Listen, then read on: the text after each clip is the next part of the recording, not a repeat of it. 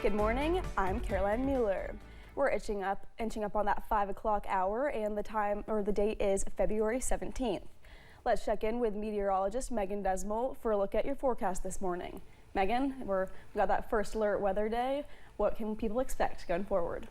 Well, for today, we're under that first alert weather day, not only for the flooding across the region, but also we're taking a look at some snow falling in the area. Now, we have those temperatures dropping, so any standing water on the ground could very easily freeze. And I've seen some pictures sent in from viewers of ice on the road. So be careful if you are traveling this morning. We are seeing that snow taper out so far. So far, so good. We'll continue to see those conditions get better throughout the day. Here's a look at that visibility, mainly looking above 10 mile visibility, but we do have some areas that have a little bit more hazy conditions as you're traveling more towards Rowan County.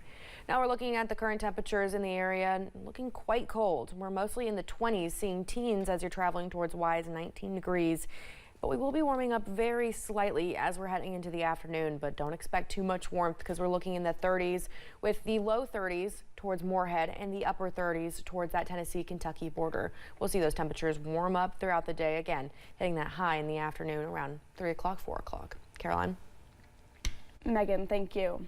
Parts of Pike County saw more than 4 inches of rain. In Pikeville, the flooding caused water to rise in the Lavisa Fork up to 46.68 feet, cracking the top 5 for historic river flooding. The devastating floodwaters tore through several communities in that county Saturday, cutting many families off from their homes and forcing them to find shelter elsewhere. WYMT's Buddy Forbes shares how area schools came together to provide a place for their people. With communities surrounded by water and homes destroyed.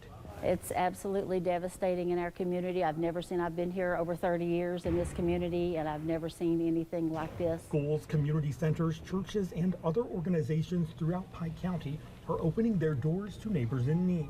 You know, mountain folk, that's what we do. We pull together, you know, so this is not a surprise. This is just a testament of, you know, who we are and what makes the mountains special. Though some of the schools had to send people elsewhere due to issues with water access or fear of flooding, Pike County Central High School was one of the most accessible spaces. Last night we housed about 100 people. We're taking an additional 75 people in just a little while. The state has now stepped in and they're helping us with bringing in extra cots and so forth. But everything that you see here, this is our community. With roadways clearing up, other spaces like Millard School are offering a warm meal and a place to sleep for those who are dealing with unimaginable loss. And that's what we're here for. We want to reach out to them and try to help take care of them, try to help them make it a little easier to get through this. Organizers say it is overwhelming to see the heavy hits in the area, but just as powerful to see the hands reaching out to help. With food, clothing, and more piling into area shelters. And while they say needs are being met, they believe it is a long road to recovery. To be not a day or two, the shelter, I think we're going to be here for a while.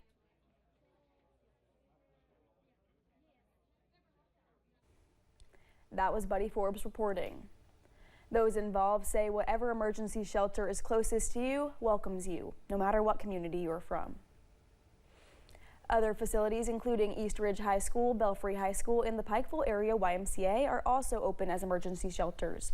You can find more about this on our website, WYMT.com. There were also rescue operations in Pikeville during the weekend. This is a video from former WYMT anchor Jill Dotson. The rescue operation happened in the Lakeview subdivision at approximately 1:40 a.m. Sunday night. Dotson told WYMT that the Walmart bridge was closed roughly 30 minutes prior to when this happened overnight. Downtown Hazard was hit hard by the floods during the weekend. Mayor Happy Mobilini says the Norfolk, Kentucky River crested at 30.5 feet overnight Saturday into Sunday. He says this flood is bigger than past floods since it covered parts all throughout Perry County. In 2022, it was awful, but it only covered part of the county and this town. This one covers the entire county. Mayor Mobilini says there is an emergency shelter for anyone who needs it at the Perry County Park in the Senior Citizens Building. He says the Red Cross will also be coming to the county.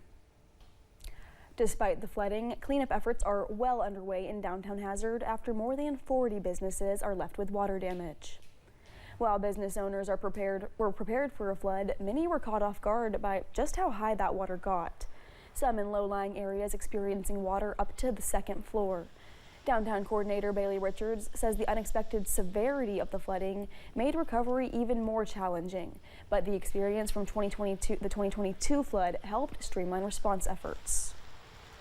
I knew what we were going to need. I knew that we were going to need volunteers. I knew what muck out was and all of those things. Also, we had a lot more understanding that a flood was coming. We may not have understood the scale, but I knew that we were going to be preparing for a flood. Whereas last time, we did not know. That came completely out of the blue, out of complete surprise. Volunteers can sign up through a Google form, and an Amazon wish list is being set up for needed supplies. City officials say cleaning supplies are at the top of that list, and those can be dropped off at Hazard Coffee Company today. Details on flood recovery resources, volunteer opportunities, and ways to donate are on our website, WYMT.com.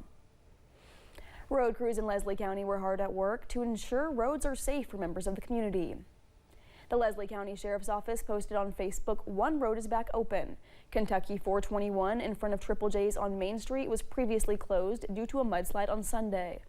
One lane is now open, and we urge drivers once again, turn around, don't drown if you feel unsafe. Let's take a look at some photos of damage caused by flooding in eastern Kentucky.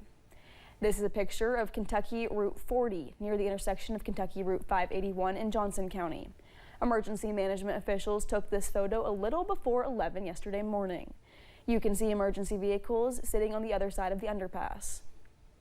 Here's another photo taken out of Paintsville, courtesy of K94.7 FM WKLW. This one is of building sustaining damage caused by winds over in the Rock City Plaza area on Broadway. You may also remember a building caught fire recently over in that area. The building was used to store materials and other things for castles, roofing, and gutters. Governor Andy Beshear hosted a briefing on Sunday due to damage caused by the rainfall. Officials say that at least 9 people died as a result of the severe weather. 3 of those were out of eastern Kentucky, 2 men from Pike County and 1 man from Clay County. During his briefing, the governor says with snow in the forecast later this week, we are still not out of the woods yet when it comes to dealing with severe weather. This emergency phase we're in is going to last at least a couple more days. That's the type of event we're dealing with. President Donald Trump approved Governor Beshear's request for an emergency disaster declaration for Kentucky. With the approval, FEMA announced that federal funding will now be available to the state to supplement response efforts to areas affected by severe weather. Thanks for getting your day started with us here on Mountain News This Morning. Just ahead, more federal workforce slashes are being made weekly as layoffs and job cuts are impacting Americans across the nation. And snow chances are in the forecast this week. I'll have more up next.